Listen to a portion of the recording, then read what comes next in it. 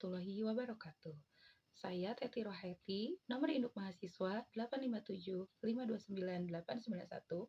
Saya dari Prodi PGSD, Pendidikan Guru Sekolah Dasar, Universitas Terbuka, UPBJJ Bandung. Kali ini saya akan melakukan praktik yang berjudul pencernaan makanan.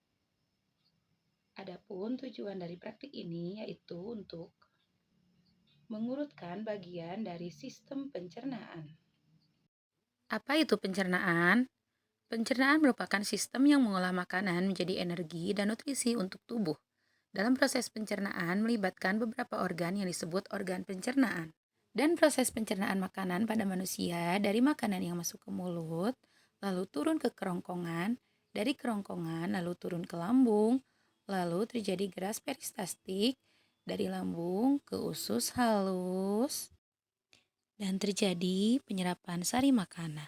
Lalu dari usus halus makanan menuju ke usus besar untuk menyerap air dan akhirnya membuang feses lewat anus. Adapun sistem pencernaan pada manusia terdiri dari mulut, kerongkongan, usus halus, usus besar, rektum, dan anus.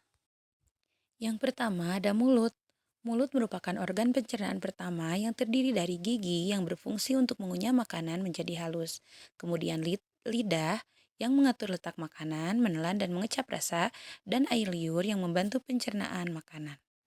Pada organ mulut ini dapat menghasilkan enzim phthalin atau amilase yang dapat mengubah amilum menjadi maltosa. Selanjutnya ada kerongkongan.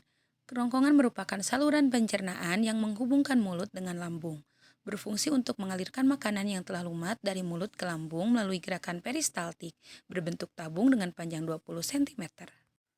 Selanjutnya adalah lambung. Makanan yang berasal dari kerongkongan masuk ke lambung. Lambung menghasilkan getah pencernaan. Makanan diaduk dan dihancurkan dengan bantuan getah pencernaan tersebut. Getah pencernaan berfungsi memecah makanan.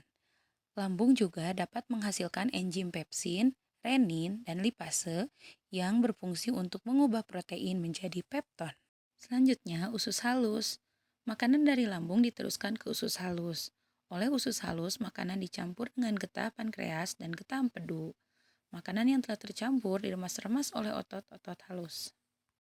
Di usus halus, proses pencernaan disempurnakan dengan bantuan enzim dari pankreas dan dinding usus. Enzim amilase memecah karbohidrat, tripsin memecah protein, dan lipase memecah lemak. Hasil akhir pencernaan akan diserap oleh usus halus sebagai sari-sari makanan. Selanjutnya ada usus besar. Usus besar bersambungan dengan usus halus. Permulaan usus besar disebut usus buntu. Di dalam usus besar terjadi penghancuran sisa makanan dengan bantuan bakteri pembusuk. Sisa makanan yang tadi dari usus halus masuk ke usus besar untuk penyerapan air sebelum dikeluarkan melalui anus. Dan anus merupakan bagian akhir dari sistem pencernaan yang berfungsi untuk mengeluarkan sisa zat makanan dan kotoran atau feses dari tubuh. Selanjutnya ada gangguan pada organ pencernaan yaitu diantaranya diare, sembelit, radang usus buntu, tifus, dan kolik. Kesimpulannya, sistem pencernaan paling penting untuk mengolah makanan menjadi energi dan zat gizi bagi tubuh agar dapat melakukan berbagai aktivitas serta mendukung pertumbuhan tubuh. Dengan mengkonsumsi makanan seimbang dan bergizi, kita dapat menjaga tubuh agar tetap sehat dan bertenaga. Sekian dan terima kasih. Wassalamualaikum warahmatullahi wabarakatuh.